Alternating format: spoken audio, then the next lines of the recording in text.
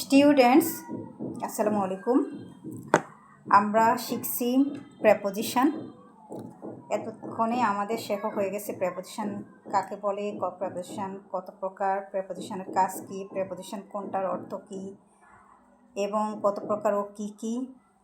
এবং আগের ক্লাসগুলোতে আমি প্রেপোজিশন একদম ফ্রম দ্য রুট কীভাবে আমরা শিখলে প্রেপোজিশনের যে ভয় বা কনফিউশন এগুলো আমরা এরাইজ করতে পারবো, অ্যাভয়েড করতে পারবো, সেটা আমরা শিখেছি। এখন আমরা প্রেপোজিশনের ভিতরে একটু ধীরে ধীরে আর অন্যভাবে প্রবেশ করি, একটু পার্থক্যভাবে, মানে কনফিউশন দূর করার জন্য। কখন কোন প্রেপোজিশনটা এটা হবে না ওইটা হবে, এরকম কিছু কনফিউশন অ্যারাইজ হয় অনেক সময় আমাদের মধ্যে, সেটা আমরা দূর করার জন্য এখন আমরা শিখব। যেমন প্রেপোজিশন টু এবং এর মধ্যে পার্থক্য, সরি টু না, ইন। আগে আমরা ইন এবং এর মধ্যে পার্থক্য জানব, ঠিক আছে? ইন কখন বসে, এট কখন বসে। এখন ইন এবং এট হচ্ছে মধ্যে বা ভিতরে, ভিতরে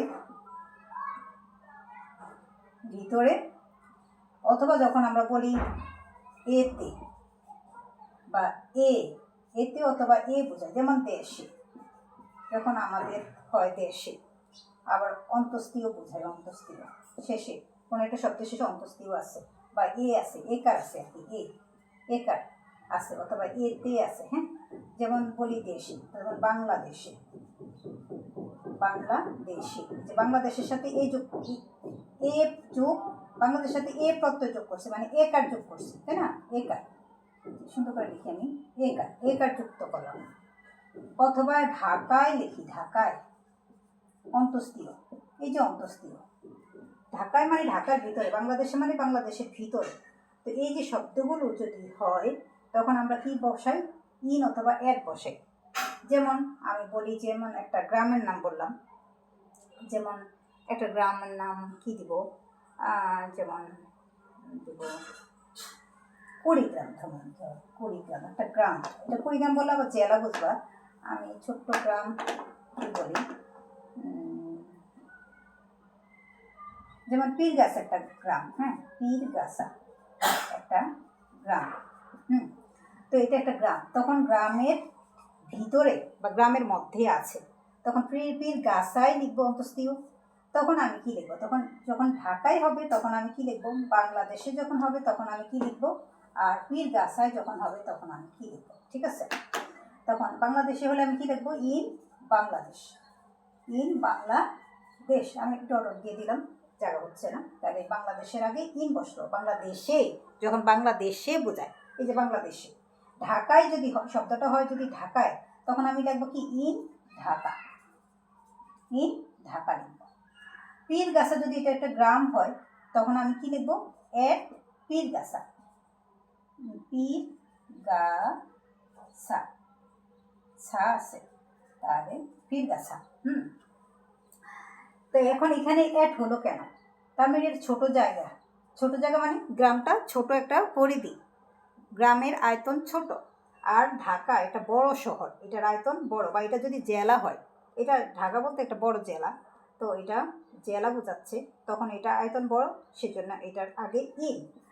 দেশ তার চেয়েও বড়, তার আগে ইন। তার মানে ছোট জায়গার আগে এট, বড় জায়গার আগে ইন। তবে ছোট জায়গার পরিধি শুরু হবে কোথা থেকে? উপজেলা থেকে।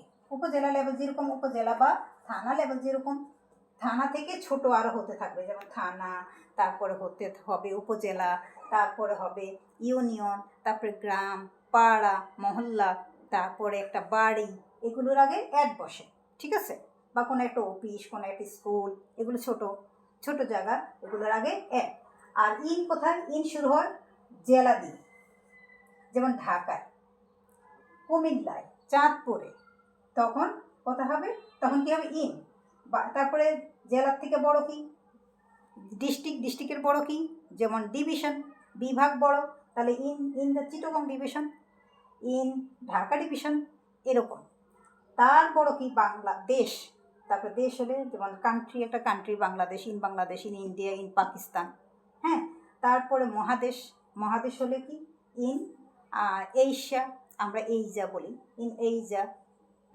এরকমভাবে ইন আমেরিকা।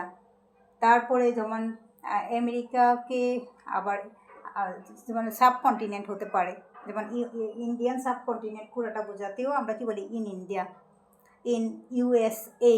ওখানে অনেকগুলো স্টেটের সমন্বয়, ইন তারপরে যেহেতু সমন্বয় অনেকগুলো স্টেটের সমন্বয় আছে তখন ইন দা বসে, এটা ওটা আরেকটা ডিফারেন্ট একটা গ্রামাটিক্যাল প্যাটার্ন আর্টিকেল। আমরা দায়ের দিকে যাচ্ছি না, তাহলে আমরা প্রেপোজিশনেই থাকি। তাহলে ইন হয় ছোট বড় জায়গায়, বড় জায়গাটার পরিধি শুরু হবে অবশ্যই জেলা থেকে, জেলা থেকে যত বড় জায়গা আছে। আর ছোট জায়গার পরিধি অবশ্যই উপজেলা, থানা থেকে শুরু হবে, থানা, উপজেলা, ইউনিয়ন, গ্রাম, পাড়া, মহল্লা, বাড়ি, অফিস, স্কুল, আদালত, এগুলো। তাহলে আমাদের শেষ হলো ইন কোথায় বসে, এক কোথায় বসে। তবে এগুলো কি জানলাম, এগুলো অবশ্যই জায়গা বোঝাতে। যদি সময় বোঝায় একই জিনিস। সময় হলো বড় জায়গায়, বড় সময়ের আগে সময়, এখন আমি সময়ের মধ্যে যাব। হ্যাঁ, এখন জায়গাতে আছে থাকবো না, আমি সময় বোঝাতে, সময়ের ক্ষেত্রে, বড় সময় বোঝাতে ইন, আর ছোট সময় বোঝাতে এক। হ্যাঁ, এখন ছোট সময়ের পরিধি কত? ছোট সময়ের পরিধি হবে সেকেন্ড, মিনিট, আওয়ার, ঘন্টা। আওয়ার মানে কি ঘন্টা, তাহলে সেকেন্ড হতে পারে, মিনিট হতে পারে, আওয়ার, ঘন্টা। এই সময়গুলোতে ফিউ মোমেন্টস হতে পারে। সেকেন্ডের থেকে ছোট হলো মোমেন্ট, তাই না? মোমেন্টের আগে কি বসে, এক বসে। এগুলোর আগে এক বসবে, এক, ঠিক আছে, এক। আর বড় সময় শুরু হবে কোথা থেকে, থেকে, মাস দিয়ে, মান্থ, ইন দ্য মান্থ, কোনো একটা মাস মানে ইন জানুয়ারি, ইন ফেব্রুয়ারি, ঠিক আছে, মাসের আগে। তারপরে আর কি, বছর, ইয়ার, কোনো একটা ইয়ার, যেমন একটা ইয়ারের নাম বলি 2026, তাহলে ইন মাস যদি হয় জানুয়ারি, আমি সংখ্যাটি লিখলাম। তারপরে এরকম বড় সময়ের আগে, যেমন বড় সময় আরও বড়, বছরের বেশি সময় ধরে মাস, দুইটা মাসকে একত্রে আমরা কি বলি, ঋতু বলি, সিজন। তাহলে ইন স্প্রিং সিজন, তাই না? সিজন দুইটা মাস মিলে একটা কি হয়, ঋতু হয়। তাই in spring, in rainy season, in autumn, এরকম। তারপরে বছর বললাম। তারপরে ধরো কয়েকটা বছর মিলে কি হয়, 10 বছর মিলে কি হয়, ডিকেড হয়। 10 বছর মিলে কি হয়, ডিকেড। তাহলে ইন ডিকেড, ইন হবে 10 বছরের আগে ইন। 12 বছরে কি হয়, এরা হয়, এরা। তাহলে 12 বছরের আগে এরা, তার মানে ইন, এরা।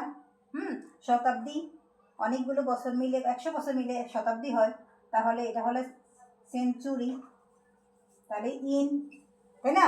তারপরে সহস্রাব্দ বলে মিলেনিয়াম, তাহলে মিলেনিয়ামের আগে ইন বসে। তো এইভাবে বড় সময়ের আগে ইন বসে, আর ছোট সময়ের আগে কি বসে, ছোট সময়ের আগে এক বসে।